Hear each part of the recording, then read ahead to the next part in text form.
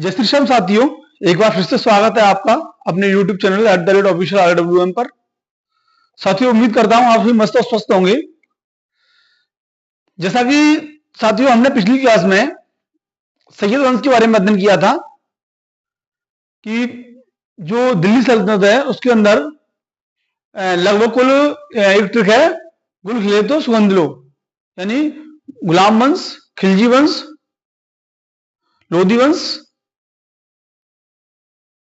और तुगलक वंश और जो है आपका सैयद वंश। गुल खिले तो तुगलक वंश लगभग 7 जो डायनेस्टी ने वो किया था, क्या बोलते हैं, सिंहासन किया था। ठीक है, तो आज हम बात करेंगे दोस्तों लोधी वंश के बारे में, जो इसका लास्ट है।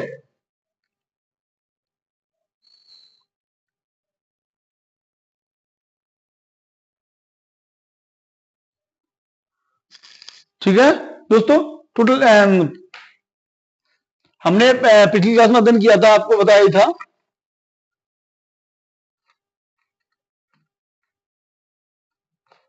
जैसा कि आप देख सकते हैं कि तो दिल्ली सल्तनत में गुलाम वंश से स्टार्ट होता है, फिर आपका खिलजी वंश स्टार्ट पहुंचता है, फिर उसके बाद तुगलक,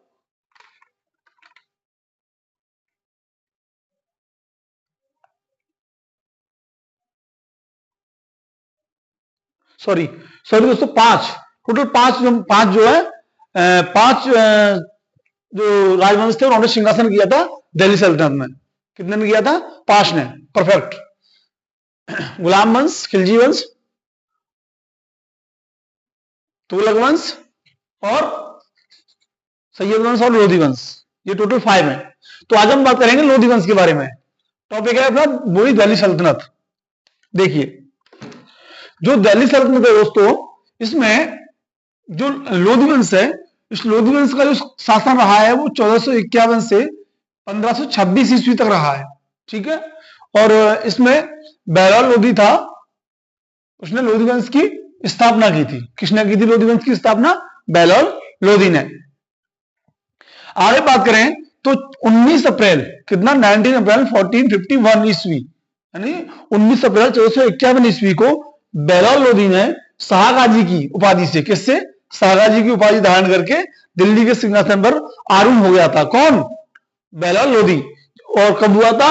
19 अप्रैल 1451 ईस्वी को। और इसके बाद इसके साथ ही जो दिल्ली का प्रथम अफगान राज्य था, उसकी स्थापना का श्रेय भी बहलोल लोधी को जाता है। किसको जाता है? बहलोल लोधी को जाता है। इस चीज का ध्यान रखना। ठीक है दोस्तों, जो दिल्ली पर जो प्रथम अफगान राज्य की स्थापना का श्रेय किसको जाता है? बहलोल लोधी को ही जाता है। जो आगे साथियों बात करें दोस्तों, तो बहलोल लोधी जो था, इसने बहलोल सिक्के का प्रचलन करवाया था। एक बहलोल नाम से सिक्के जारी किए थे दिल्ली सल्तनत में, और उसका प्रचलन जो है बहलोल लोधी ने करवाया था। आगे बात की जाए तो जो बहलोल लोधी था, इसके बाद में सिकंदर लोधी आता है। बहलोल लोधी की मृत्यु हो जाती है और सिकंदर लोधी जो है दिल्ली की गद्दी पर बैठता है। जो सिकंदर लोधी है, इसका कार्यकाल होता है दोस्तों 1489 से 1517 ईस्वी। ठीक है, अब आगे बात की जाए तो जो सिकंदर लोधी है वो 1504 ईस्वी में आगरा शहर की स्थापना करता है, आगरा नगर की स्थापना करता है। 1504 ईस्वी को सिकंदर लोधी जो है आगरा शहर की क्या करता है? स्थापना करता है साथियों। और ये सिकंदर है, सिकंदर लोधी, इसने भूमि मापने के लिए, क्या करने के लिए? भूमि का मापन करने के लिए गजे सिकंदरी नाम का एक पैमाना चलाया था, जिसकी जो लंबाई थी वो 30 इंच हुआ करती थी। ठीक है, 30 इंच का होता था। देखिए, सिकंदर ने भूमि पैमाने मापने के लिए एक पैमाना चलाया था, गजे सिकंदरी नाम दिया था जिसको। वो जो पैमाना था उसका प्रचलन किया था, जो प्राय कितने 30 इंच का होता था। कितना? 30 इंच का। ठीक है, इस चीज को नोट कर लेना और ध्यान रखना। आगे बात की जाए साथियों, तो इसने सिकंदर लोधी ने क्या किया था? जो गुलरुखी शीर्षक से एक फारसी कविता लिखी थी। गुलरुखी शीर्षक से, किससे? गुलरुखी शीर्षक से फारसी कविताएं लिखने वाला प्रथम जो है सुल्तान सिकंदर लोधी था। ठीक है, इस चीज को ध्यान रखना। और आगे बात करें तो सिकंदर लोधी की मृत्यु के बाद में इब्राहिम लोधी गद्दी पर आता है। कौन आता है? इब्राहिम लोधी, जो 1517 से 1526 ईस्वी तक शासन करता है और ये दिल्ली की गद्दी पर जो है बैठता है। इब्राहिम लोदी जो है 1517 से 18 ईस्वी में इब्राहिम लोदी का और राणा सांगा के मध्य कोई घटोली का युद्ध होता है, ठीक है, जिसमें लोदियों की बुरी तरह हार होती है। ठीक है साथियों, ये आप नोट कर लीजिए, एक नाम इसमें और लिखा रहा हूं, इंपोर्टेंट है, लिख लीजिए आप। जो इब्राहिम लोदी और क्या बोलते हैं पानीपत का युद्ध हुआ था, ये 1526 ईस्वी में, अप्रैल 1526 ईस्वी में पानीपत का युद्ध हुआ था। किसका? पानीपत का युद्ध। ठीक है,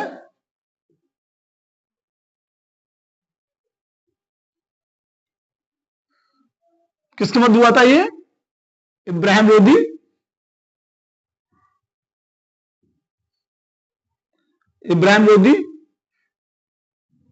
और बाबर के मध्य हुआ था। बाबर,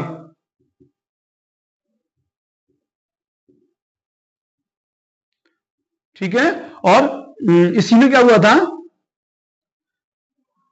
लोदी जो है इब्राहिम लोदी, जिसमें क्या हो गया था, हार चुका था और उसकी मृत्यु हो गई थी, मृत्यु हो गई थी। ठीक है, मृत्यु हो गई इसमें, और इब्राहिम लोदी हार गया था। उसके बाद में लोदी वंश का अंत हो जाता है। क्या जाता है? लोदी वंश का अंत। यहीं पर मैं ऊपर से रेज कर देता हूं, आपने कॉपी कर ली होगी, या नहीं की हो तो स्क्रीनशॉट ले लीजिए। देखिए,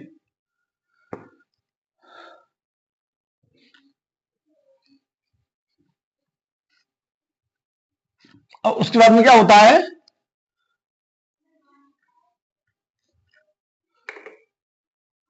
जो इब्राहिम लोदी था वो पानीपत के युद्ध में मारा जाता है। ठीक है, उसकी हार होती है और मृत्यु हो जाती है, मर जाता है उसको। उसके बाद में यहीं पर लोदी वंश का अंत हो जाता है। किसका? लोदी वंश का एंड, लोदी वंश का अंत हो जाता है।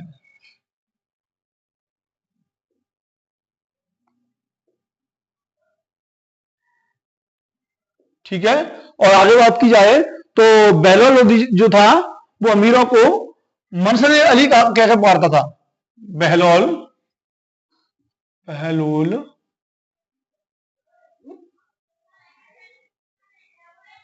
लोदी, बहलोल लोदी अमीरों को, किनको? अमीरों को, मनसद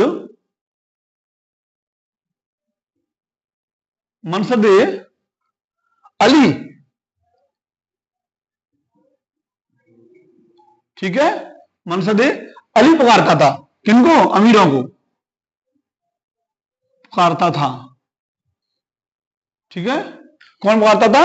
बहलोल लोदी पुकारता था अमीरों को, मनसद अली। और ये साथियों अपना जो लोदी वंश है वो पूरा कंप्लीट हो जाता है, और यहां पर ही दिल्ली सल्तनत का दी एंड हो जाता है। ठीक है, और इस क्लास को और बेहतर ढंग से समझने के लिए आप एक बार फिर पुनः देख लें 2x स्पीड में या 1.5 स्पीड में। ठीक है, और ऐसे साथ बने रहिए। क्लास अच्छी लगी हो तो लाइक और सब्सक्राइब करना ना भूलें, और मुझे आपको वैसे सपोर्ट की भी आवश्यकता है, तो जितना हो इस क्लास को आप शेयर भी करते रहें। ठीक है, आगे हम विजयनगर साम्राज्य के बारे में पढ़ेंगे, फिर हम जो मुगल साम्राज्य है उसके बारे में अध्ययन करेंगे, क्योंकि जो लोदी वंश का अंतिम शासक था वो इब्राहिम लोदी था।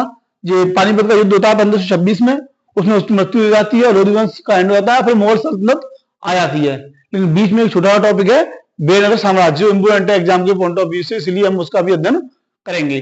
ठीक है, तो आज के लिए इतना ही दोस्तों। शुभ रात्रि, जय हिंद, जय भारत।